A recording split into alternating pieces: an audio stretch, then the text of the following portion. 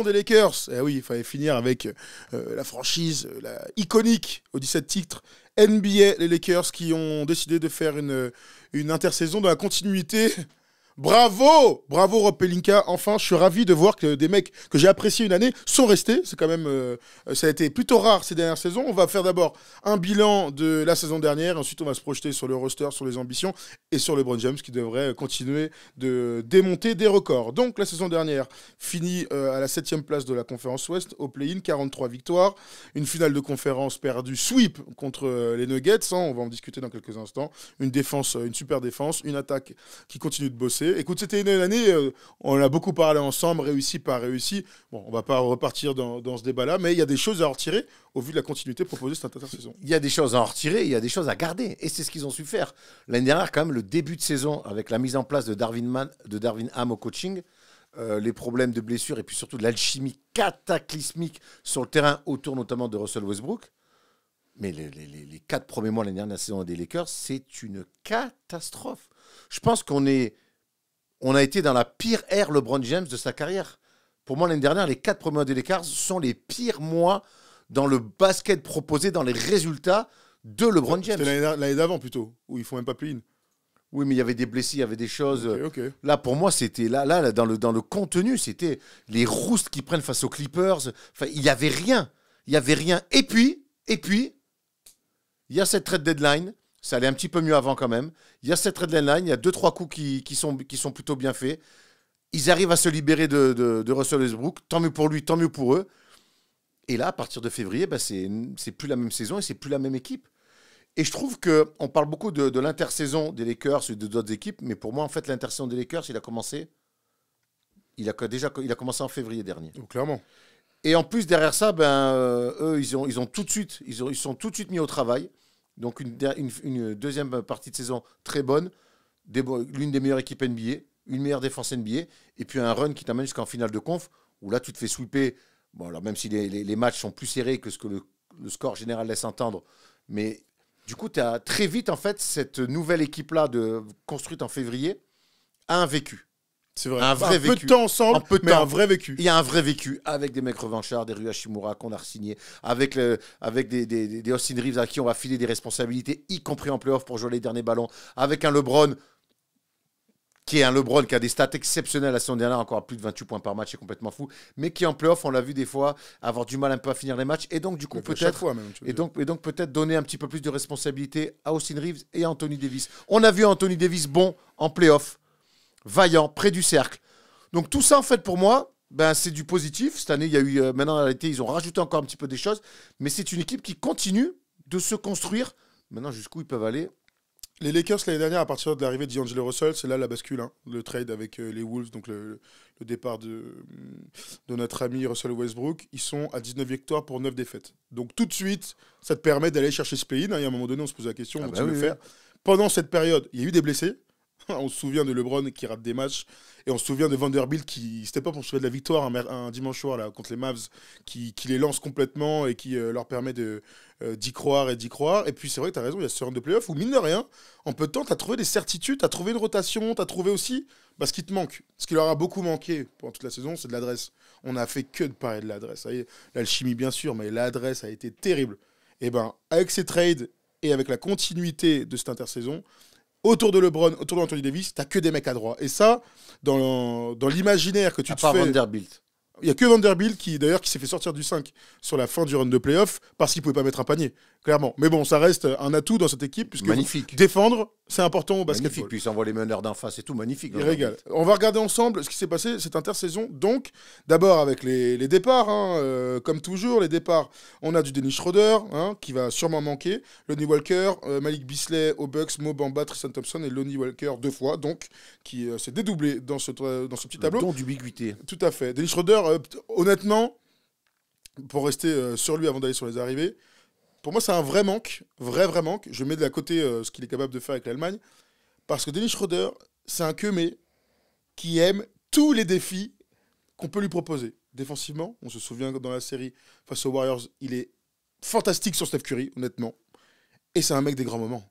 C'est un mec dans les derniers instants des Il aime matchs. ça. Il peut mettre 2 points sur 3 quarts temps et à la fin, on va voir Dennis Schroeder. Et donc, c'était important de l'avoir dans ce run de playoff. Il est remplacé par des profils différents, puis shooter, Gabison et tout. Mais j'ai la sensation que. Pas ils vont se bouffer les couilles, on verra. Mais en tout cas, Dennis Schroeder pourra manquer cette saison aux Lakers. Je te rejoins complètement là-dessus. C'est un joueur de caractère avec up and down en NBA, un peu up and down par moment. Mais par contre, quand dans les grands moments, il est souvent bon. Il est plus bon dans les grands moments que mauvais. Et c'est un mec qui ne se cache pas. Et on l'a vu à la Coupe du Monde. On l'a vu à la Coupe du Monde être fantastique, finir meilleur joueur de la Coupe du Monde. Donc évidemment qu'il va manquer. Maintenant, ils ont comblé son départ avec l'arrivée de Gabe Vincent. Numériquement.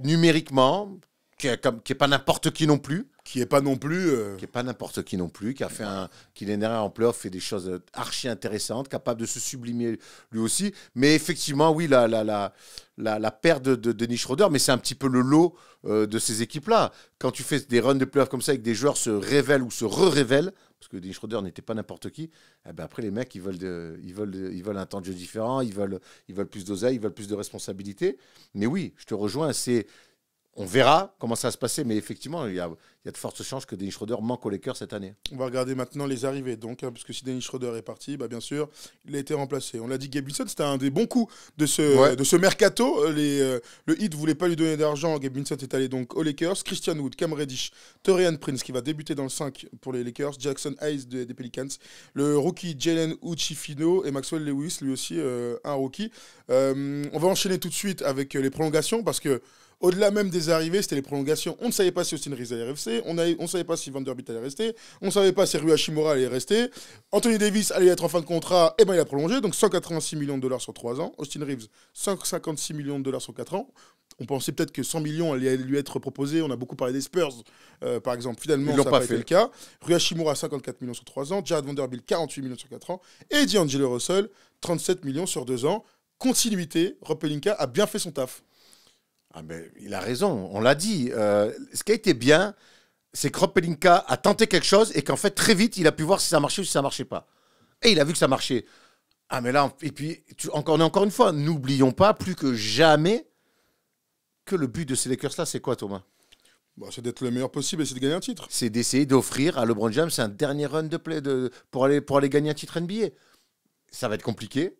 Mais en tout cas, mettre autour du duo Anthony Davis, LeBron James, les meilleurs éléments, les complémentaires qui sont bien là et qui fit bien avec ces deux-là, c'est ce qu'il faut faire. S'il avait fait autre chose, là, au bout d'un moment, c'est plus son métier. Surtout que quand tu réussis les coups en février, c'est aussi l'avantage de tenter des coups en février, c'est que si ça marche pas, l'été, tu sais que tu dois changer. On se rappelle que c'était un hold-up complet, parce que pour Westbrook, tu avais eu D'Angelo Russell, Malik Beasley, Vanderbilt, Rui Hachimura. Tu avais eu une équipe entière de bons joueurs qui étaient revanchards, qui demandaient. Et qui étaient en galère dans leur équipe. Rui Hachimura, tout à fait. Le Rui Hachimura de la fin de Washington, le Rui Hachimura des Lakers, c'est son frère jumeau. Le run de playoff, il est fantastique. Il a 50% à 3 points, il est incroyable. Il est extraordinaire. Alors, lui, on va voir, parce que il était en fin de contrat, il était revanchard, donc il a eu son contrat. Maintenant, je veux voir si ces mecs-là aussi, qui sont des talentueux, mais qui sont parfois un peu tranquilles, on la joue peinard et tout, est-ce qu'ils vont garder cette grinta qu'ils avaient l'année dernière ? On connaît ce délire de fin de contrat. Moi, j'ai envie d'y croire en Rui Hachimura, vraiment. Ouais, mais tu vois, j'ai moins de. Tu parlais de Gabe Vincent et tout, j'ai moins de crainte sur Rui Hachimura que sur Gabe Vincent, par exemple. Dans le sens où c'est un grand talent du basket Rui Hachimura. Oui. On le sait depuis avant sa draft. C'est un grand talent. Il était dans un truc morose à Washington. Il va profiter des espaces monstrueux qu'offrent ses partenaires. Gabe Vincent, c'est une surprise de le voir à ce niveau-là déjà. Tu penses qu'il a surperformé l'année dernière ? Rui Hachimura Non, Gabe Vincent. En tout cas, l'histoire de sa carrière dit que oui. Et d'ailleurs, il n'est pas gardé. Il n'est pas gardé par son équipe. Donc, tu sais, si ton équipe te voit tous les jours à l'entraînement, te voit faire des playoffs fantastiques, il a été magnifique l'année dernière en playoffs et te garde pas. Et il n'a pas signé pour 20 millions la saison. Tu vois, donc, peut-être que Miami a vu aussi. L'avantage, c'est qu'il vient en deuxième meneur. Parce que quand il signe, on pense qu'il va prendre l'Amen en tant que titulaire pour les Lakers. Et on dit bon défenseur, shooter, pas vraiment un meneur, mais shooter, scoreur, à son niveau. C'est bien autour de LeBron. Et puis après, je vois qu'il prolonge D'Angelo Russell. Je me dis, putain, en fait, ça te back à fond sur le poste de meneur de jeu, sur un profil complémentaire du vrai meneur de jeu de l'équipe, LeBron James. Donc là, j'ai préféré le move une fois que D'Lo avait été re-signé plutôt que de l'imaginer titulaire toute la saison. Ok, justement, D'Angelo Russell. parce que l'année dernière, on parle de tous les bons coups des Lakers. Celui dont on a parlé le plus, en se posant des questions, voire même en disant « Putain, mais il n'a rien à faire là, il n'est pas dans l'état d'esprit, il fait chier, il n'a pas la bonne attitude. » Il fait des playoffs minables. Hein. Il fait des playoffs Le minables. truc de D'Lo, le C'est problème, D'Angelo Russell. le Ouais. problème de D'Angelo Russell, c'est qu'en saison régulière, c'est lui qui fait la bascule, et avec les autres bien sûr, mais offensivement, ils avaient besoin d'un mec qui soit capable de marquer des paniers. Il a été ce mec-là. Est arrivé le moment des playoffs. Il y avait eu la stat qui était sortie de toute sa carrière. Il n'avait jamais fait un match à 50% sur un match de playoffs. Stat incroyable pour un mec de ce talent-là. Pour l'instant, il n'est pas fait pour ce niveau-là. Donc, défendre, jouer dur, ne pas se plaindre, ne pas se faire sortir du match. Tous les matchs où il a été bon, les Lakers ont gagné de 20 points. Le problème, c'est qu'il est bon en faisant quoi? En trouvant de l'adresse, faisant du pick and roll, ce genre de choses. Il est incapable de faire autre chose. Donc, il a vu les mêmes playoffs. Je pense qu'il a été aussi frustré que tous les supporters des Lakers l'année dernière. Il a été prolongé pour 37 millions sur 2 ans. C'est un prix d'ami que lui accepte de signer à ce tarif-là. Et d'un autre côté, les Lakers sont ravis d'avoir... C'est quand même fou. C'est fou. C'est quand même fou que ce T'es mec-là. à 120 millions avant. T'imagines que ce mec-là aujourd'hui vaut 37 millions sur 2 ans? C'est un délire. Mais c'est la réalité de ces playoffs. Et puis c'est la réalité aussi de rester dans un projet. Combien de fois on l'a dit, au bout d'un moment, tu peux prendre de l'argent partout. Mais là, il est dans un projet, il va être titulaire, tu es à côté de LeBron. Ça, c'est quand même. Et puis, il joue à LA en plus. Lui, de ce qu'on avait entendu, il était quand même là pour le. On a l'impression que c'était un joueur qui disait I just want to get paid, I just want to get paid. Ouais, clairement. Voilà, finalement, on a l'impression qu'il a envie de croire au projet. J'espère, non? Ben, moi aussi, j'espère. Ce qui est sûr, c'est que D'Lo, si ça se passe mal, il a une valeur marchande intéressante. Contrat assez court, mine de rien du talent. Il y a toujours une équipe à 2 balles qui voudra le récupérer. Ce ne sera pas le plus compliqué à trade. Donc là, on est sur le départ de la saison. On le voit plein de sourires et plutôt impliqué dans cette pré-saison. Ça vaut ce que ça vaut. Voilà, il faut lui laisser le temps, etc. Par contre, si tu vois que ça se passe pas très mal, pas très bien, 6 février, tu peux envoyer une banderie et aller chercher un autre meneur de jeu. Et ils savent le faire en février, faire des bons coups. Ils savent le faire. Et au pire, si ça se passe bien, tu peux aller jusqu'à un deuxième round de playoff et on verra. Parce que c'est vrai que là où tu as raison, c'est qu'il a été minable. Hein. Il a été minable l'année dernière. J'ai vu des matchs, je me disais, mais gros, l'attitude. Ouais. Après, rater des paniers pour moi, perdre des ballons, ça fait partie du game.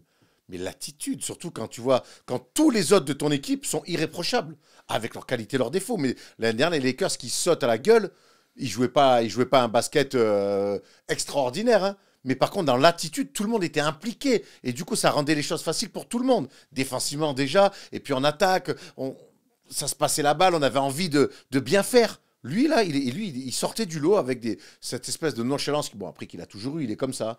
Mais c'était un petit peu... Donc, je suis très curieux de voir aussi, D'Lo. Mais moi, tu as raison, ils l'ont signé 2 ans. Mais ça ne veut pas dire que si en février, il continue avec ces 6 magrets là, qu'il puisse sauter dès février. Hein. Clairement. Est-ce que tu penses que Polo est un meilleur défenseur que D'Lo? Polo est un excellent défenseur. Est-ce qu'il est meilleur que D'Lo? Oui. Je pense aussi. Polo, est-ce que tu penses que tu es un meilleur défenseur que D'Lo? En ce moment, je suis très en cas de Tom et tu es bien placé pour en parler. C'est pour ça que je mets en avant la défense de Polo. C'est que je pense qu'il est plus fort que D'Lo. C'est dire. Hein. Polo, moi, il défend toujours bien dans mes jambes. Après, je suis plus grand que lui, heureusement. Et comme ça, il prend des museaux un peu. Un Polo. Est-ce que D'Lo prendra C'est vrai aussi. Ça fait longtemps qu'on t'a pas vu, Arwan, m'en mettre quelques infos à revenir. Frère, la dernière fois que j'ai joué au basket avec vous, j'ai mis un coup de pied dans un mur. J'ai 41 ans, Polo, faut que je me préserve. Et la prolongation de Anthony Davis, c'est 189 millions sur les 5 prochaines années, pas 3 ans.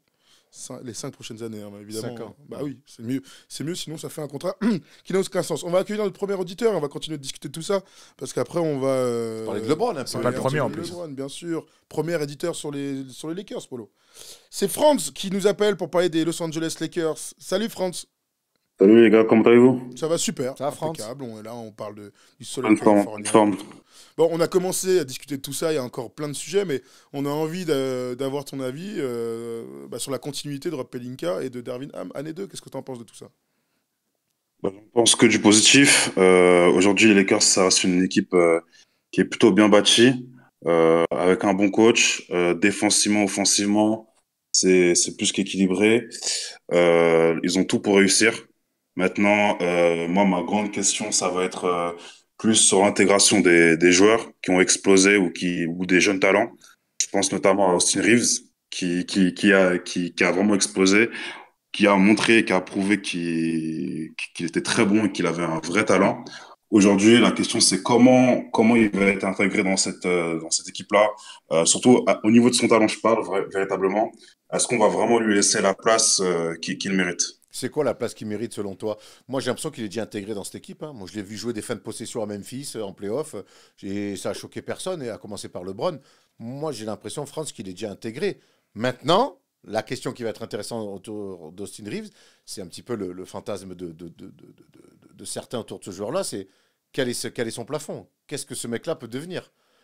Moi, je pense pas que ce soit un mec qui peut tourner à 25 et finir All-Star. Mais après, Qu'est-ce que t'en penses? Attends, qu'est-ce que t'en penses? peut-être Vas-y, que c'est ça que t'attends de lui. Justement, moi, en gros, ce que je te dirais, c'est que il y a une distinction entre. Enfin, c'est vrai que le mot intégration n'est pas forcément le plus approprié, mais je te dirais que là, l'Austin Reeves, on l'a vu, il était entre 10 et 13 points de moyenne. 13 Cette points, 13 saison-là, je points. pense qu'il sera vraiment aux alentours de 20 points, tu vois. Ok. Donc, pour qu'il soit à ces alentours de 20 points, il faut vraiment lui laisser le ballon, lui laisser vraiment comment dire, cette facilité de s'exprimer facilement sur le terrain, lui donner le ballon, en fait. Et tu Ouais. doutes Et de en fait, ça? la problématique, selon moi, c'est Le- qu'il y a beaucoup de joueurs. Il y a LeBron, il y a Anthony Davis aussi à nourrir. Enfin, Dis-le. quel rôle on va vraiment lui donner cette année, tu vois. Mais pourquoi il n'aurait pas le même rôle? T'as les mêmes questionnements, Thomas? Pourquoi il n'aurait pas le même rôle qu'on l'a vu en playoff qu'il a eu en playoff l'année dernière? Il y avait LeBron, il y avait Anthony Davis, et il a eu des ballons. Il a eu des ballons en fin de match. Il a fait basculer des rencontres. Enfin, pour moi, je sa te place, rejoins. elle est déjà dessinée. pour Sauf moi. s'il y a une guéguerre d'ego, mais bon, ça n'a aucun sens. Hein. Le but, c'est de gagner des matchs C'est pas ensemble. le genre, ça a pas l'air Et d'être cette le genre. équipe des Lakers, c'est meilleur quand Austin Reeves a le ballon. Hein. Ce que j'aime bien avec Austin Reeves, c'est qu'il est fort sur 3 aspects importants du jeu. Il est très fort sur pick and roll. Allez, non, je vais commencer. Il est très fort sur ISO. Moi, il me surprend. Encore à la Coupe du Monde. Alors, on peut parler défensivement, il est sous-dimensionné. Il se fera souvent châtier. Mais il a quand même cette faculté à mettre des énormes tirs dans la tête des mecs. Très fort là-dessus. Je rajoute à ça très fort sur le pick and roll. Où c'est vraiment. Ancien meneur de jeu. On rappellera Il est toujours qu'à la fantastique. fac, il jouait meneur de jeu. Il est fantastique C'est un ancien là-dessus. meneur de jeu, c'est un très bon Puis il y a joueur. un autre truc, c'est que il est fantastique de off-ball. Et quand je dis off-ball, c'est du catch and shoot. Il est très adroit. Il est très adroit pour faire. Enfin, il est très intelligent pour faire des cuts. Et en plus, il provoque beaucoup de fautes. Donc, normalement, ces 3 attributs-là, quand t'es à côté de LeBron, Eddie et D'Angelo Russell, t'es pas loin de 20 points par match. Hein. Et je rajoute à ça que l'année dernière, mine de rien, son année, elle est découpée en un jeune espoir qui commence un peu à monter.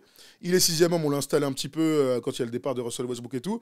Quand LeBron est blessé, il prend le leadership sur certains matchs, tout le monde est sur le cul, et il confirme en playoff, en gagnant des séries de playoffs. Ce que je l'ai vu faire en playoff, tu vois, encore une fois, par rapport à Gabe Vincent, on se pose la question, oui, nan. Je l'ai vu en playoff dans une équipe avec toute la pression qu'on peut connaître avec les Lakers. Je l'ai vu encore une fois à la Coupe du Monde et c'est encore lui qui finit les matchs et qui arrive à mettre des tirs importants. Là aujourd'hui, j'ai pas envie d'avoir de doute sur lui. Alors peut-être qu'il va se casser la gueule, hein, mais j'ai pas envie d'avoir de doute parce que sur un an, j'ai vu une vraie progression et surtout j'ai vu un super joueur de basket. C'est pas que de la chance quoi. quelque part. Non, mais clairement pas. Puis la Coupe du Monde. Non, le d'accord. confirme. Donc voilà, je crois qu'aujourd'hui on peut dire que Austin Reeves, et c'est improbable, hein, tu vois vraiment c'est improbable, Austin Reeves fait partie des valeurs sûres de l'effectif des Lakers. Mais Franz, quand tu voulais pousser le bouchon un peu plus loin avec Austin Reeves, jusqu'à où? Jusqu'à dire qu'il devrait être deuxième option de l'équipe ou je... Ben, en réalité, oui, dans le sens où c'est un mec, il a 25 ans, ça reste un jeune joueur, et c'est des joueurs qu'il faut pas lâcher. Je peux te prendre beaucoup d'exemples dans la ligue, comme Trae Young, qu'on a laissé les clés du camion au Hawks, Tatum au Celtics. Les jeunes joueurs avec un vrai talent comme ça, il faut leur donner leur chance et leur donner vraiment la chance de s'exprimer vraiment totalement. C'est dans ce sens-là que je te dis que vraiment, moi, l'idée, c'est vraiment que, enfin, c'est ce que j'espère pour lui, en tout cas, qu'on lui laisse vraiment l'opportunité de s'exprimer à 100% et vraiment que voilà, deuxième option, je pense que ce serait pas fou de le dire, tu vois. Mais Alors, Franz, offensivement, le problème de deuxième option, ça veut dire qu'il est devant Eddie Anthony ou Davis devant LeBron. ou devant LeBron. Et ça, moi, ça me paraît, moi, je te le dis, j'adore l'histoire, le parcours, la construction d'Austin Reeves. Mais il n'y a pas une équipe NBA qui va en finale NBA et qui est championne NBA avec Austin Reeves en deuxième option. Ce qui est sûr, les gars. Alors déjà, merci au RMC Sport qui nous a fait un petit raid. Merci les copains. Si c'est Sacha, on t'embrasse. Vient de me mettre le doigt dans l'œil, c'est l'émotion. Merci Sacha. Mais merci aux copains d'RMC Sport. Mais je pense que de dire deuxième option et tout ça, non. C'est d'abord une équipe formée sur un duo, sans aucun doute. Le but, c'est de voir Anthony Davis jouer le maximum de matchs. Il pouvait jouer enfin plus de 60-65 matchs en ayant l'impact des MVP. Bon, tout le monde signerait. Que LeBron se pète pas. Et déjà, 50, ces deux mecs-là. 56 l'année dernière. 56 l'année dernière. Et c'est une bonne saison pour lui. Hein. Donc, là, je crois que ça reste une équipe d'un duo d'abord. Mais en fait, ça va être l'impact de LeBron James. 28 points par match, là. C'est parce que l'équipe en avait besoin. Mais si LeBron continue d'avoir de l'impact sur les ballons qu'il va toucher, mais que tu réduis un petit peu le nombre de ballons qu'il va toucher, eh ben, c'est peut-être là que D'Lo, que Austin Reeves, que Rui Hachimura vont pouvoir s'éclater. Tu vois, ça dépend surtout de LeBron et de sa production et voilà, de son agressivité pendant les matchs. Hein. Et de sa gestion. Moi, Et je pense qu'il y a- donc de sa il y a- gestion, il y a- t'as raison. il y a les minutes l'année dernière, c'est quand même, tu l'as dit Thomas, 28,9 points, 8,3 rebonds, 6,8 passes. À 39 ans, ça n'a À aucun 39 sens. ans, Hein, c'est voilà. fantastique, c'est génial. Mais l'année dernière, LeBron, il a dû s'employer jusqu'au bout pour accrocher une place en play-in. Cette année, les Lakers, leur premier objectif pour moi, c'est de se simplifier la vie, que LeBron soit un peu plus en gestion. Et là, pour le coup, je te rejoins, France, c'est que, et on l'a déjà vu, mais c'est pour ça qu'en fait, moi, je partage pas ton inquiétude. C'est que, en fait, l'année dernière, quand LeBron n'est pas là, ben, c'est Austin Reeves, hein, le premier créateur. Avec Gilo, ouais. Avec Gilo. Donc, moi, je suis pas inquiet. Pour moi, je pense que le Darvin Ham sait que son rôle, ça sera celui-là. Et regarde, juste avant, je complète, en playoff l'année dernière, LeBron est à 24-5. Donc c'est par là qu'on l'attend maintenant. En tout cas, si il lui va en près des 30 points, LeBron, bah, ça le regarde. Hein, mais je pense que tout le monde l'attend à distribuer un peu plus, toucher un petit peu moins de ballons, être fort dans les fins de match et surtout jouer un maximum de rencontres. On l'attend là, non, LeBron? Allô? Il est parti, France. Oui, Ouais, c'est ça, pour toi, c'est une France. question. C'est pour toi, Ok, c'est pour toi. Oui, mais je pense aussi également qu'on va l'attendre en playoff. Après, l'idée, c'est aussi de.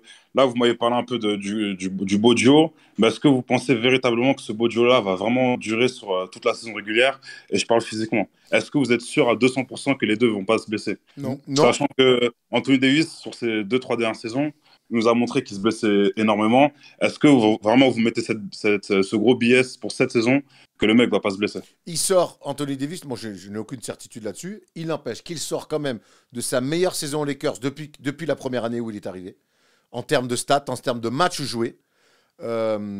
Évidemment que la grande question, c'est dans quel état va être LeBron à 40 ans, à peu près 39, même si on sait qu'il est toujours bon, ben, il y a toujours cette question parce que l'âge avance.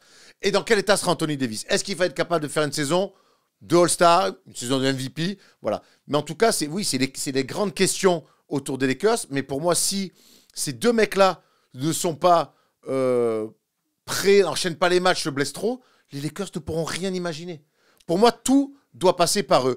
Rob Pelinka a fait en sorte que la profondeur, le coaching staff, tout ça soit prêt. Voilà, ils leur ont mis sur un plateau tout ce qu'il fallait, mais il n'empêche que le succès des Lakers, pour moi, passe par l'état de forme et l'état et les performances de Anthony Davis et de LeBron James. Sachant qu'on les attend pas à 80 matchs. Hein. Non, Personne non. on les attend à 60-65. C'est une bonne saison pour eux. Pas besoin d'aller plus. Hein. À 39 ans, c'est pas normal d'être aussi fort. C'est pas normal de jouer 80 matchs. Donc le but, c'est de les préserver un maximum. Quand je vois les Spurs qui disent Wemby va jouer 70 matchs dans le meilleur des cas, bah, les Lakers n'ont aucun intérêt à faire jouer LeBron 82 matchs. 65 matchs, et t'en rates, tu auras des petits pépins. Merci de Polo, tu vas nous mettre en plus le roster. Et là où tu as raison, Erwan, c'est qu'ils ont construit l'équipe pour supplier que ce soit LeBron James, un petit peu moins Anthony Davis. On va regarder ça ensemble, puisque le 5 majeur, donc ça va être Gilo, Austin Reeves, Torian Prince qui a gagné sa place au training camp et qui. Et c'est une par sa bonne défense, recrue. Voilà, très bonne recrue. De la défense, de l'adresse sur le catch and shoot, bravo. LeBron, donc, on l'a mis là, mais vous connaissez, LeBron, il joue pas vraiment 4. Hein. Et Anthony Davis. D'abord, LeBron. Si LeBron se blesse, on peut dire que numériquement, c'est Rui Hachimura qui va prendre sa place au scoring, physiquement, etc. Ou Vanderbilt, qui est sur un profil bien plus défenseur. Donc là, c'est plutôt intéressant. Bien sûr, il n'y a aucun des deux joueurs qui est aussi fort que LeBron James. Hein. Ah bon? Je vous apprends rien. Et ce qui est bien, c'est qu'à l'intérieur, alors, ce qui est bien, en tout cas, il y a des mecs qui pourront envoyer. Donc Christian Wood et Jackson Hayes dans deux profils totalement à l'opposé. Ça fait de la viande. Pardon, vas-y, France, je t'en prie. Petite question aussi par rapport au banc. Avec les nouvelles recrues, Christian Woods, par exemple, je vous prends ce cas-là. Depuis qu'il a quitté les Rockets, ben, j'ai l'impression qu'il n'a jamais pris dans une franchise. Est-ce que pour vous, il est vraiment tombé au bon endroit aux Lakers? Et quel avenir vous voyez pour lui? Alors, jouer avec LeBron James, on a vu tellement de joueurs se révéler et réussir à amener le meilleur d'eux-mêmes. Moi, par contre, Christian Wood, je pense qu'il porte très bien son nom. C'est un joueur en bois. Et il aurait pu s'appeler Christian Shit pour dire que c'est un joueur de merde. Hein. Donc voilà, Wow. voilà ce que je pense de Christian Wood. Alors, moi, je suis pas du tout d'accord avec ça parce que c'est toujours pareil entre les attentes et ce qu'on demande à un mec. Quand il est clos, là, il est là. Détroit. Hein? À Détroit. quand il devient bon et tout, on se dit Détroit. peut-être, oui, oui, à Détroit, mais il est donc à Détroit, on se dit peut-être que, il est signé à Houston en se disant on lui donne le contrat et il va prouver, il n'a pas été capable, équipe de merde aussi, mais pas capable. Ensuite, il arrive à Dallas, on lui dit tu vas être le pendant à l'intérieur de Luka Doncic. Bah oui, bien sûr, Christian Wood, mais on a vu rapidement qu'en fait c'était un 6e homme. Stat, plus connaître l'année dernière en sortie de banc, il y a pas de souci. Là, on te demande d'être un complémentaire. Ouais, mais on te demande d'être complémentaire. En 6e homme dans une équipe à la dérive. Voilà. À laquelle il a Tout à fait, mais grand artisan de cette dérive. C'est important de le dire. Il arrive, le mec, on lui dit il faut que tu sois le numéro 2 de Luka Doncic. Mais frérot, je te confirme, il n'a pas les épaules pour ça. En revanche, d'être 2e ou 3e intérieur des Lakers derrière Anthony Davis pour apporter du scoring, voire jouer avec Anthony Davis sur un poste 4, mais gros, c'est ça qu'on appelle la profondeur. C'est que tu as un mec de talent. Il est nul à chier en défense, mais c'est un mec de talent qui est dans le même profil d'ailleurs que Anthony Davis, adresse, athlète, etc., etc. Et on va lui demander de jouer quoi 10, 15, 20, 25 minutes, les très grands soirs. Non mais très grands soirs, en saison régulière. Non, justement, c'est les petits soirs qu'il faudra qu'il joue 25. Ouais, c'est vrai. Mais ça, c'est très bien ça pour les Lakers. Ok. Ou alors qu'est-ce que tu voulais? Tu voulais qu'on Hakim déboule et soit le backup d'Anthony Davis? Par exemple, je sais que ça te fait rire quand je dis ça, mais moi je sais pas ce que tu en penses, France. Moi je suis bien plus hypé par le coup Jackson Hayes que par Christian Wood. Honnêtement, pareil. Je te rejoins. C'est mon gars, France. Parce que je te dirais que Zana, il est solide. Il reste solide. Tu sais ce qu'il va produire. Tu n'auras pas de grosses déceptions sur lui, tu vois. Tu sais qu'il va avoir son petit impact des deux côtés du terrain et il va mettre l'effort, tu vois. Alors que Christian Wood... Un Kemé qui joue l'année dernière aux Pelicans, 13 minutes, qui a drafté très haut et qui ne confirme jamais, qui se retrouve sans contrat, qui va aux Lakers. Frérot, et j'aime beaucoup Jackson Hayes, mais c'est juste deux mecs qui sont pas du tout dans la même situation. Je vois un athlète qui est pas du tout fini, qui est capable de peut-être avoir du potentiel. En fait, il a jamais exploité son potentiel. Et un autre qui, je sais ce qu'il va m'apporter. Alors, on n'aime pas Christian Wood, et moi, je suis pas son plus grand fan, mais gros, Christian Wood, tu le mets sur un terrain, ce sera 15 et 7. 15 et 7, tu gagnes pas de match. Qu'est-ce qu'il va t'apporter concrètement? Du scoring. Au scoring, ils sont bons. C'est ce qu'il faut. C'est du basket, qu'est-ce qu'il va faire d'autre, concrètement? Tu sais, attention, il va le mettre que pour ça. S'il attend que Christian Wood soit le meilleur contrôleur de la NBA, j'espère que c'est pas pour ça qu'ils l'ont pris. Ce que je dis, c'est que Christian Wood, en tant que 2e ou 3e rotation à l'intérieur, vous vous rendez compte? Mais là, on parle de Christian Wood, le basketteur, qui a évidemment du talent. C'est un putain de talentueux, mais justement, il est trop talentueux, quoi. Il est tellement trop talentueux par rapport à.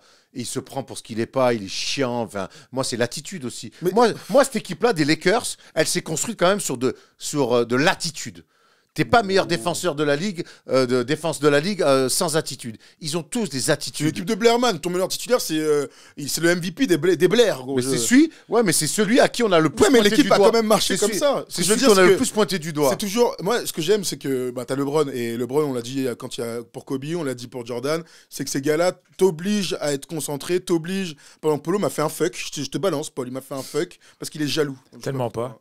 Mais t'oblige à être impliqué, surtout quand tu as le projet de gagner. Ce qui n'était pas le cas sur les dernières années. C'est la meilleure chose qui puisse lui arriver, c'est d'être chaperonné, un peu entre guillemets, par LeBron James et l'ambition de LeBron James, qui a toujours envie de gagner. Et c'est clair que si Christian Wood il vient faire des blaires en mode ouais, mais attends, alors que. Mais il jouera pas. En gros, moi je viens pour gagner potentiellement un dernier titre, tu vas pas nous casser les couilles. Moi pour l'instant, j'ai pas trop envie d'y croire. Le coup Jackson Hayes me plaît un petit peu plus, mais j'avais une autre question pour vous. Parce que là, tu dis, te plaît un petit peu plus, c'est-à-dire que tu. Parce qu'il est plus jeune, parce qu'il est peut-être plus facile à polir encore. Putain, les Pelicans, il lui met un coup de pied dans le cul, il s'est barré au minimum. C'est quand même. Peut-être, mais ce que tu dis sur LeBron James et Christian Wood, ça peut marcher en tout cas pour Jackson Hayes aussi. Moi, j'avais une question, les gars, pour vous. C'est l'une des déclarations quand même qui m'a fait un peu tomber des lentilles, qui m'a fait perdre mes lentilles un petit peu cet été. C'est Darvin Ham qui voudrait que Anthony Davis shoot 6 à 7 fois par match à 3 points. Putain, j'ai trouvé quand même ça un peu fou comme déclaration. Le mec, il fait des playoffs où on le retrouve enfin là où on a envie, comme un poste 5, au charbon, à l'intérieur, dans le combat. Allez demander aux Warriors si ça leur a pas cassé les couilles d'avoir vu Anthony Davis comme ça rayonner dans la raquette. Et là, tonton, il va lui dire, gros, non, mais en fait, shoot 6 à 7 fois à 3 points par match. Il peut le faire. Alors, avant que quelqu'un réponde à la question, on va remercier Franz, parce qu'il y a du monde au standard. Merci Franz de nous avoir appelés. Merci, mon gars. Vous, les gars. T'es le meilleur, frérot. Tu nous rappelles quand tu veux. Et on va enchaîner avec Mathis qui est là et qui va donc pouvoir répondre à ta question, Erwan, sur Darvin Ham qui demande si tire à 3 points. Bon, je vais aller dans ton sens. Je n'ai pas compris ce move, en tout cas cette déclaration. Est-ce que Mathis est là parmi nous? Salut les gars. Et alors, Ouais, tu donnes putain, plus de nouvelles, plus de vraiment. nouvelles, plus rien et tout. Toujours avec ta meuf? Oui, toujours avec elle, Ah, physiquement, en ce moment. Ah, t'as pas de tèche? Non. Est-ce qu'elle écoute là? Elle écoute un peu ta meuf? Putain. Je pense qu'elle a autre chose à foutre. Très Ouais. honnêtement, je pense Comment qu'elle a lui en autre chose à vouloir? foutre. Faut que tu viennes nous voir là. Bah, avec plaisir, quand tu veux, je me ramène. Hein. New Aucun address. problème. New address, baby. Écris-moi. Et j'embrasse Ouais, toutes les yes. femmes, toutes les copines, femmes et tout qui nous supportent. Souvent, on croise des Tout à gens fait. qui aiment bien First Team, etc. Et souvent aussi avec leurs dames. Et elles disent ah ouais, alors déjà, t'es plus grand en vrai que nain. Bon, ça, c'est l'habituel. D'ailleurs, ta mère me l'a fait. J'étais pas content hein, quand même ce week-end. Mais en plus de ça, toutes les dames, on vous embrasse. Merci de nous soutenir, de nous mettre des likes et d'être avec nous, de nous donner de la force, tout simplement. Donc, merci à la meuf de Mathis aussi pour ça. Des fois, je sens Merci, que chérie. des fois, on nous voit à la télé ou alors Un peu trop. Elle nous dit ouais, je vous aime bien, mais pas trop quand même. Elles disent franchement Erwan, ces analogues avec les Analogie. Non, analogue, c'est Ah, d'accord. C'est un analogue en 2 mots. voilà, comme ça par exemple. Donc j'espère que s'il y a des femmes qui nous écoutent, des copines d'eux, n'hésitez pas à nous écrire, on prendra tous vos commentaires.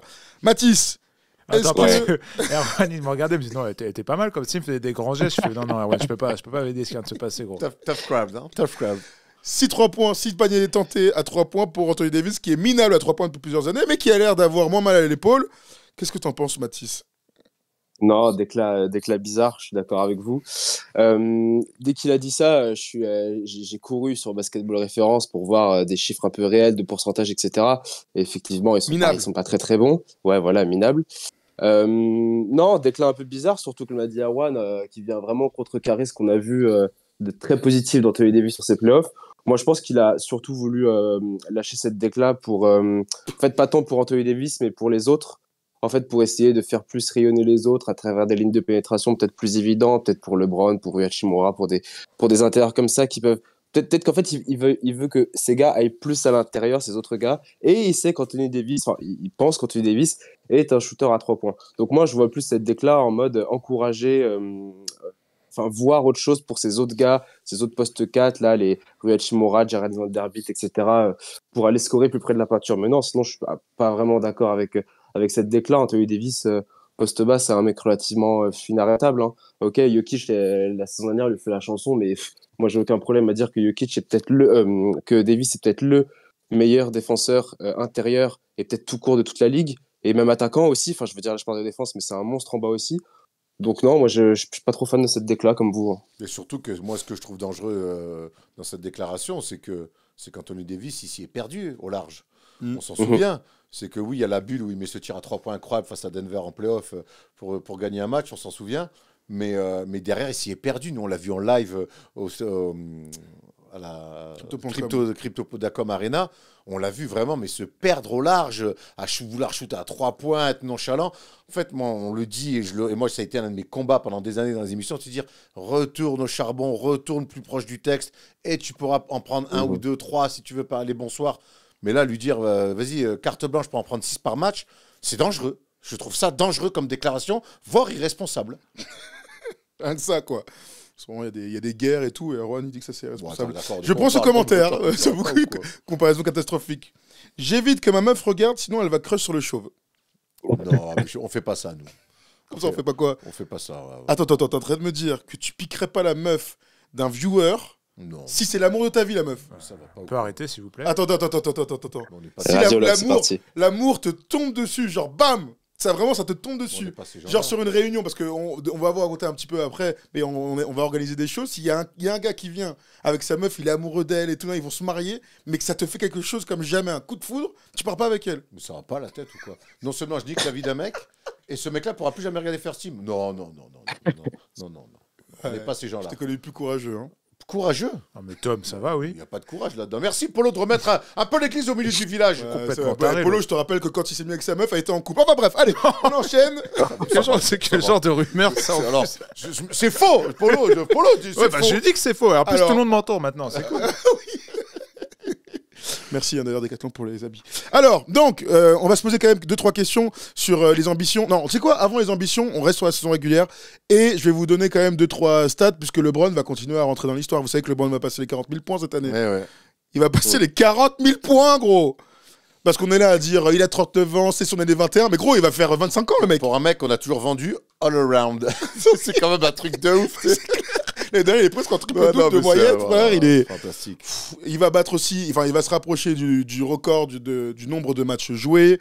Il y a tellement de trucs, je sais même pas par où commencer. Le 40-10-10, hein, le 40 000 points, 10 000 rebonds, 10 000 passes, c'est aussi l'objectif. Il a joué avec son fils, etc. Mais LeBron, de toute manière, bon, bah, il est increvable. Il est increvable.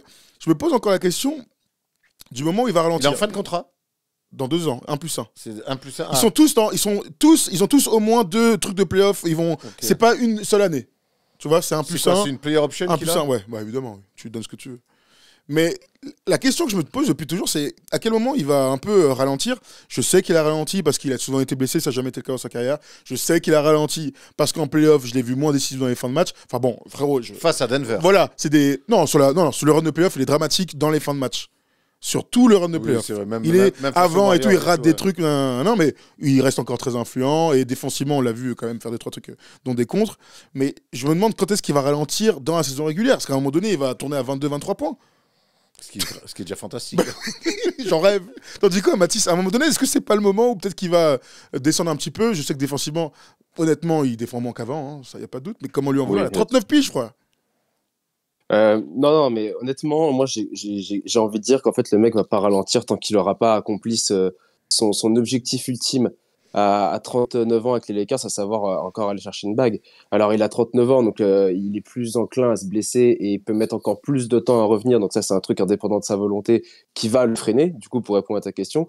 Mais moi, j'ai l'impression que ce mec, il a une dalle et que tant qu'il n'aura pas cherché sa bague dans les années 2020, à la fin encore une de plus, vu qu'il gagne en 2020, justement, mais encore une de plus avec ses Lakers, ce mec va jamais s'arrêter. Et moi, je suis très excité de voir cette saison qui reprend, celle-là de LeBron James, peut-être plus que les autres avec les Lakers, parce qu'en fait, j'ai l'impression que depuis qu'il est aux Lakers, c'est la seule où il enchaîne d'un truc positif.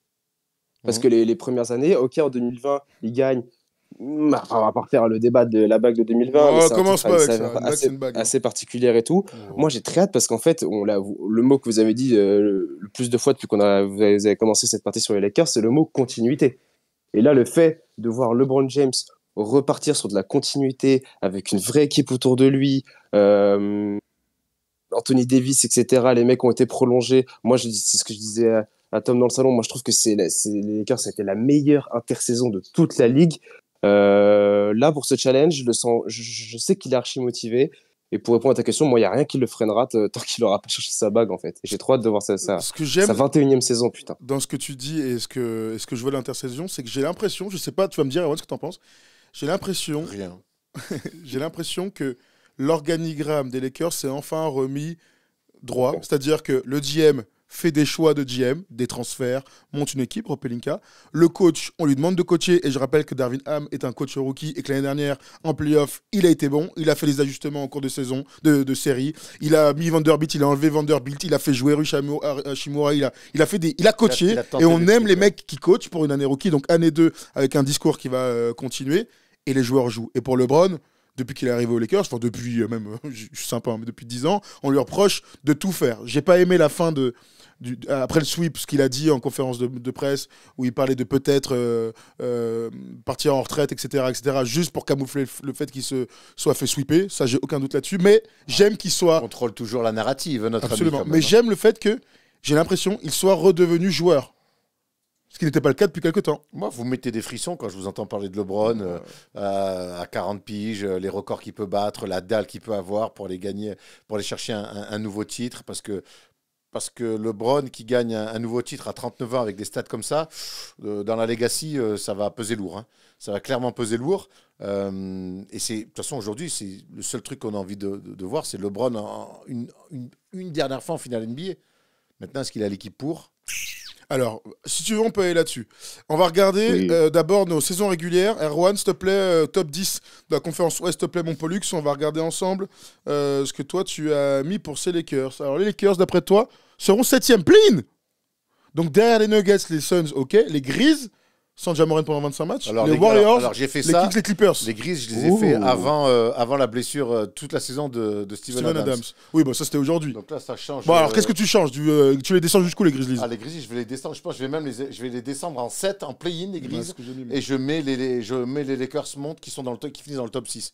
Les Grizzlies sans Adams, Clark qui a toujours pas de date de retour et Morant qui a 25 matchs dans la gueule. Je pense clairement. Bon, on s'en fiche. Alors les Lakers, du coup, tu les mets derrière les Clippers, derrière les Kings, derrière les Warriors. Tu les mets si loin. Ok. Ouais, les Warriors, je les mets peut-être un peu haut, mais écoute. Ok, très bien. Je vous mets le mien qui sera, je pense, plus cohérent quand même.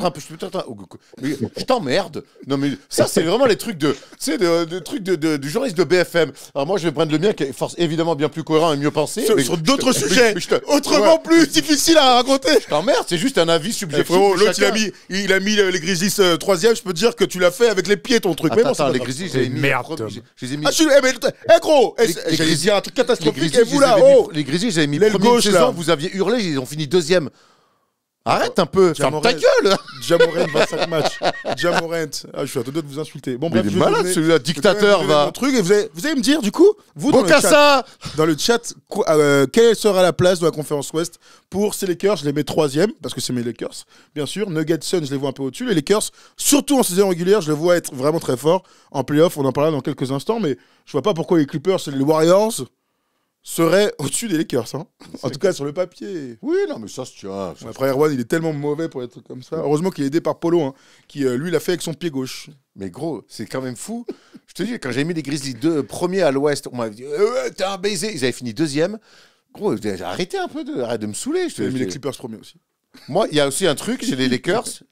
On l'a dit, il y a un point d'interrogation. S'ils sont en bonne santé, très bien. Mais comme disait alors France, est-ce que tu mets ton osé à 200% pour que les deux soient en bonne santé? Non. Ça, je suis pas sûr. Et même si tu as raison, on l'a dit tout à l'heure, si LeBron n'est pas là, c'est Austin Reeves qui va prendre. Si Anthony Davis se blesse, il y a Christian Wood. Mais alors, ça veut dire quoi en bonne santé? Parce que ça passe pour toutes les équipes, ça. C'est vrai que si Lillard et Giannis sont pas. Non, mais ce que je veux dire. Oui, mais eux, ils sont quand même sujets, sur les dernières années, à rater pas mal de matchs. L'année dernière, je l'ai noté. L'année dernière, il rate 56-54. 56 il rate 26 matchs, Anthony Davis. Il a 26 matchs et 27 LeBron. Il rate plus de 50 matchs à eux deux. C'est pas rien.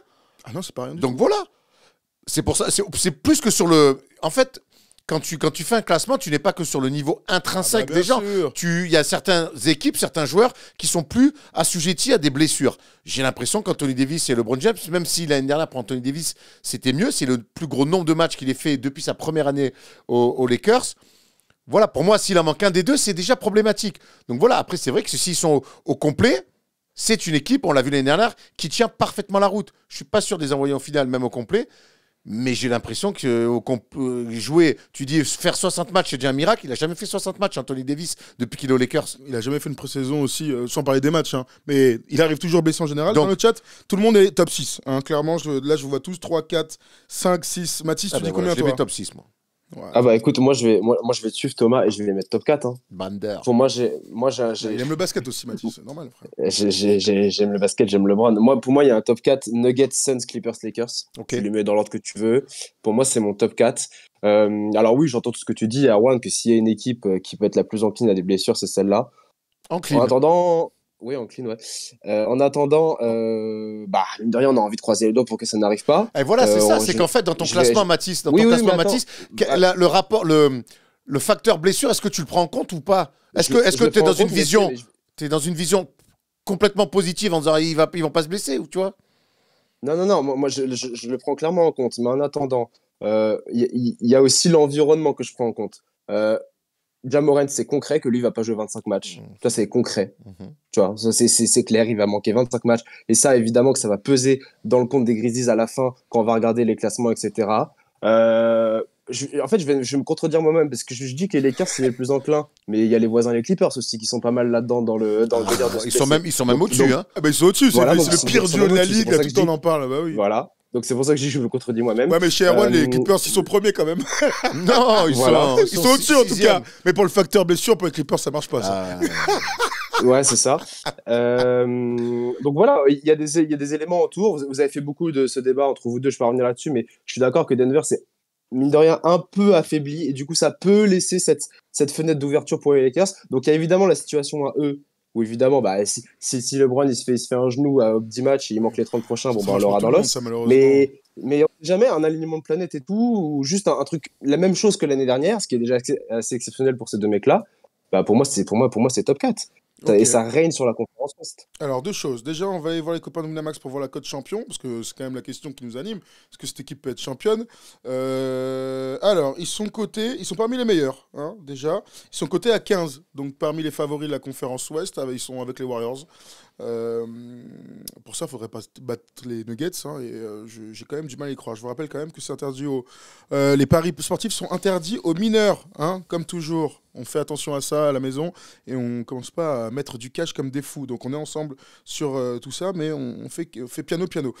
On est d'accord qu'ils ne vont jamais battre les Nuggets sur une série. En tout cas, en temps actuel des choses, les Lakers ne peuvent pas battre les Nuggets. Ben, on prend la dernière confrontation, la dernière série. Ils n'ont pas réussi. Ils ont essayé. Ils n'avaient pas d'armes pour Jamal Murray. Ils n'avaient encore moins d'armes pour Nikola Jokic. Ça me paraît compliqué de pouvoir sortir les Nuggets quand tu n'arrives pas, que ça soit individuellement sur des missions ou collectivement, comme Darvin Ham a essayé de mettre des choses en place, à limiter deux joueurs majeurs comme ça de cette franchise. Donc oui, non, moi aujourd'hui, pour moi, sur le papier, ils peuvent pas battre les Nuggets. Et même si les matchs étaient serrés, mais gérer un money time aussi, tous les money time qu'il y a eu, c'est les Nuggets qui les ont mieux gérés. Largement, ça, c'est pas rien. largement. Ok. Moi, j'y crois. Hein. Ah, tu penses qu'ils sont capables sur une série là? Ouais, complètement. Et je vais rebondir sur ce que vous avez dit. Effectivement, c'est un sweep la saison dernière, mais en attendant, c'est 4 matchs serrés. Et tu l'as dit, Thomas, plutôt dans l'émission, c'est les Lakers qui se chient dans le money time. Enfin, les Lakers. LeBron James qui fait des mauvais money time. En attendant, t'as eu une arrivée intéressante avec Gabe Vincent. Je te dis pas que c'est Gabe Vincent qui va te faire basculer une série sur Denver ou quoi, mais t'es dans la continuité plus vers le haut. Et Denver, pour moi, elle est un peu plus vers le bas. Et comme ça s'est joué. Enfin, pour moi, c'est bizarre parce que c'est un sweep, mais ça s'est, mine de rien, joué à pas grand-chose. Et sur une mentalité de revanchard... Si près, si loin, en fait.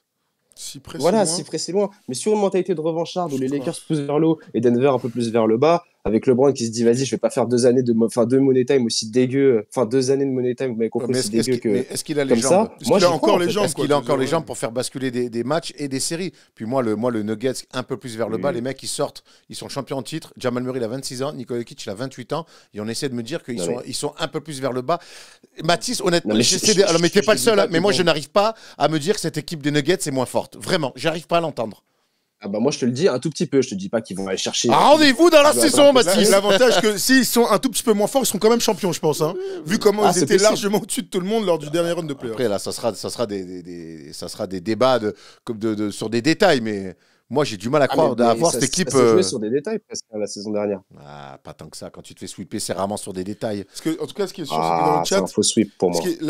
Pas de faux sweep, gros. Non mais attends, ce qui est sûr, c'est que mais tu vois ce que dans le chat, est-ce que on peut vraiment imaginer? C'est vraiment une question naïve que je vous pose. Est-ce qu'on peut imaginer vraiment que Jamal Murray soit plus fort que Kobe des débuts des années 2000 et que Jokic soit plus fort que Jokic soit plus fort que Shaq début 2000 sur un nouveau run de playoff? Parce que l'année dernière, ce qu'ils font tous les deux, bon, on ne connaît pas beaucoup de duos qui ont été aussi forts que cela. C'est pour ça que je vous pose la question. Pourquoi dans leur âge encore très jeune, pourquoi ils ne seraient pas capables de le refaire? Tu sais que tu peux atteindre ton pic à un moment donné. Et il n'empêche qu'ils ont été à un niveau qu'on n'a jamais vu. Tu vois, c'est ça que je te dis. Tu vois, est-ce que c'était tellement hors norme? C'est pour ça que moi, je pense vraiment que c'est une équipe all-time parce que j'ai vu des mecs qui étaient sur un nuage et puis tu peux mettre tout le monde. Donc la question de sont-ils moins forts, en fait, on verra si c'était un pic de forme en run l'année prochaine. Mais moi, c'est mes favoris. Non, mais ils étaient sur un nuage, mais pas que. C'est un travail. Jokic Murray, c'est 6 ans de construction avant. Oui, mais quand tu es à 50, 40, 90 ou 50% à 3 points, c'est ce qu'on appelle un nuage d'adresse. C'est pas que le travail qui un nuage d'adresse, certes, mais c'est une construction pensée avec un coach arrivé, avec de la draft. Tu vas pas me dire ça à moi si je fais alors c'est la bite. Non, mais le problème, c'est que tu non mais attends, je dis, est-ce que c'était pas vraiment le nuage magique de Sangoku, frère? Mais quand t'arrives sur un nuage magique, en fait, ça te tombe pas que dans les mains. Oui, mais tu crées un escalier pour ce nuage magique. Oui, mais qui reste sur le nuage magique longtemps? Même Goku, il tombe. Mais ça, là, par contre, là où c'est très intéressant, c'est que même les plus grandes équipes, faire un back-to-back, c'est quelque chose d'all-time pour moi. Et c'est pour ça que ça va être très intéressant de voir dans la motivation, dans l'envie. Et moi, je pense que leur jeune âge, 26, 28, ils vont toujours avoir, ils vont garder cet appétit-là. Voilà. Très bien. Ça, on est d'accord. Ils sont favoris. Tu les as mis premiers, je les ai mis premiers. Mathis pense qu'ils peuvent les battre. Moi, à l'heure actuelle, je pense que les Nuggets ont de la marge sur toutes les équipes de la NBA. Et encore plus de la conférence Ouest. Ouais. Alors, je te pose une autre question pour finir sur les Lakers. Suns, Lakers, à l'heure actuelle, admettons que ce soit une finale de conf ou qu'ils se rencontrent, elle est plus difficile, elle est plus tricky celle-ci. Hein. Elle est plus tricky parce que les Suns, on ne sait pas ce qu'ils ont dans le bid. Clairement. Ils ont fait des gros coups. Voilà, c'est un casting énorme. Ils ont réussi à se faire un peu de profondeur. C'était très important quand même d'avoir un petit peu de profondeur. Maintenant, c'est vrai que quand on entend les Bradley Beal et Kevin Durant dire mais comment ils vont faire pour défendre tous les trois en même temps sur nous, enfin pour arrêter les trois en même temps, ça va être un vrai casse-tête. Maintenant, on sait que c'est de l'autre côté du terrain que ça va se passer. Moi, cette équipe des Suns, si elle ne veut pas défendre un minimum, on se souvient que l'année dernière, les Nuggets sont champions de NBA en étant 10 ou 12e meilleure défense. Voilà, mais tu n'es pas non plus dans la deuxième mauvaise partie. Mais moi, c'est sur cette partie-là. Par contre, c'est trop dur de se projeter sur les Suns, à part dans le fantasme, à part sur le papier. J'ai quand même envie de les voir enchaîner 15-20 matchs, faire des séries de victoires et de voir ce qu'ils ont dans le bid. Voilà. Sur le vécu, en tout cas, les Lakers sont devant les Suns. Mais bon, ça, je vous apprends rien. Suns-Lakers, Mathis, pour finir. Ouais, honnêtement, en fait, désolé pour les fans, mais moi, les Suns, j'ai un vrai problème, en fait. C'est bien, Bradley Beal est arrivé. Ok, Strass et Payet encore une fois, mais en attendant, qu'est-ce qui a manqué aux Suns quand ils sont tombés? Déjà leurs playoffs au global sont pas bons. Ils passent contre les Clippers, mais ils passent pas comme des mecs dominants, genre on est plus fort. Après, ils sortent contre Denver. Qu'est-ce qui a manqué contre Denver? C'est clairement un fond de jeu. Moi, Denver, Phoenix, c'était assez hallucinant à quel point Phoenix, pour ne serait-ce qu'être dans le match, avait besoin que KD et Booker mettent tous les deux plus de 40 points, ne serait-ce que pour espérer être dans le match. Donc ça, pour moi, ça détend d'un manque cruel de fond de jeu. Et j'imagine, c'est un peu ce qui a poussé Monty Williams à la porte. Là, tu recrutes encore Bradley Beal. Donc en fait, tu accentues ton idée de super puissance offensive. En gros, tu rajoutes un troisième mec qui peut potentiellement te mettre 40 points. Mais en fait, t'as rien compris. Et en fait, au Suns, il n'y a même pas de meneur. Moi, j'ai déposé un CV à Phoenix pour être meneur, tellement il n'y a aucun meneur là-bas. Et alors, ils t'ont répondu? Je suis en attente. Je suis avec la secrétaire. Pending. Voilà, c'est ça. On vous rappelle. Mais non, mais du coup, moi, j'ai du mal à y croire. Pour moi, ils ont pas compris ce qu'était leur plafond, à mon sens. Et du coup, ils restent en fait sur ce plafond qu'ils n'ont absolument pas brisé, en fait. Et pour revenir à une opposition Lakers-Suns, franchement, encore une fois, les Lakers, pour moi, ils peuvent passer. Hein. Vraiment. Écoute, on verra, on a le temps, tout ça. Oui. Quelqu'un qui pose une bonne question. D'après vous, qu'est-ce qui manque aux Lakers pour battre les Nuggets? C'est des questions auxquelles on répondra en cours d'année. Pour l'instant, ce qui est bien, c'est que la saison reprend demain et que toutes les équipes dont on vient de parler vont jouer. Et on va se regarder ça, mon Pollux. Viens, on se regarde un petit peu les cotes. Il y a 2 matchs pour le mardi soir, donc le 24. On va pouvoir se régaler ensemble du début de la NBA. Il y a des travaux, par contre. J'ai l'impression qu'il y a de l'orage. Alors, tac, je regarde en même temps. Merci. Donc, la cérémonie des bagues, le fameux Nuggets Lakers, sans dire qu'on aura... Parce qu'on connaît les premiers matchs, ils veulent rien dire. Gros. Surtout qu'il y a des équipes qui se font remettre les bacs, qui prennent souvent des roustes derrière, je les vois déjà arriver. Alors, on vous avait dit. Hein. Bon, en tout cas, les Nuggets sont favoris à 1,49 face aux Lakers, donc 2,70. Erwan, pour le premier match de la saison, tu dis quoi? Écoute, tu sais où on joue la conviction, où on joue la cote. Okay. Et là, la cote à 2,70 des Lakers. Parce que historiquement, les équipes qui reçoivent les bacs, des fois, sont un peu ailleurs, un peu perturbées. Donc, j'aime bien la cote des Lakers, à 2,70. 2,70. Toi, tu as un petit favori, Mathis? Ouais, pareil, j'aime bien les Lakers. Je trouve ça assez drôle qu'ils mettent la remise de bague de Denver, justement, sur la gueule des Lakers, là. Peut-être pour bien les énerver, bien mettre le petit coup de couteau qui fait mal. Mais ouais, moi, j'ai envie d'aller sur les Lakers aussi. Ouais. Ok, ce sera 1h30, hein, pour tous ceux qui se demandent. 1h30, ce Nuggets Lakers. Et donc le deuxième match, parce qu'on parlait des Suns. Alors là, les bookies sont complètement indécis, puisque les Warriors à domicile, à 4h du mat, sont légèrement outsiders, 1,92. Et les Suns, 1,90. Pour le premier match, tu dis quoi, là, ouais, comme ça? C'est 2 belles affiches, hein, bien sûr. Je vais aller sur les Suns. Suns à l'extérieur. Ok. Pourquoi, comme ça? Petit sensas. Je veux voir comment les Warriors vont gérer le cas Klay Thompson. Et comment lui va gérer cette espèce d'ingambi, comme on dit à Marseille, qu'il y a en ce moment. Okay. Apparemment, ils se sont rapprochés sur les histoires de contrat aujourd'hui. Donc on verra. Ok. Mathis, toi? Suns, les Pareil, Warriors? Pareil, je vais aller sur les Suns. Je parlais de super puissance offensive tout à l'heure. Les Suns, Devin Booker, il arrête pas de faire le mec. Ouais, comment les autres vont défendre sur nous trois. Mais là, j'ai l'impression que les Warriors, ils peuvent même pas en défendre un sur trois, en fait. Oh, t'es Je suis un peu sévère. Ouais, je suis sévère, mais Sévère, merde. enfin, vraiment, je vois pas comment les Warriors peuvent contenir cet étalage offensif que peut représenter Phoenix. Donc, je vais aller sur Phoenix. Ouais. Ok, je vous rappelle que les paris sportifs sont interdits aux mineurs et que vous avez un petit code promo FT10 pour votre premier pari. Donc si vous voulez vous inscrire sur Winamax, vous profiterez de 10 € en plus du dépôt qui est remboursé sur le premier pari s'il est perdu. Voilà, donc comme d'hab, on vit la NBA ensemble hein, et les meilleurs codes. Voilà pour les Lakers. Merci Mathis de nous avoir rappelé, tu nous rappelles quand tu veux. On suivra Merci, les les Lakers gars. avec attention. On est obligé de toute façon. C'est l'équipe qui fait le plus parler, même s'il y a les Spurs qui arrivent fort d'un point de vue médiatique. Merci Mathis. Ciao, ciao, Mathis, le Merci. saint. Merci, les gars. Bisous, bonne soirée. Ciao. Bisous, ciao. Voilà mon polo. Les Lakers donc sont parmi les favoris. On verra si ils finiront champions cette saison 2023-2024.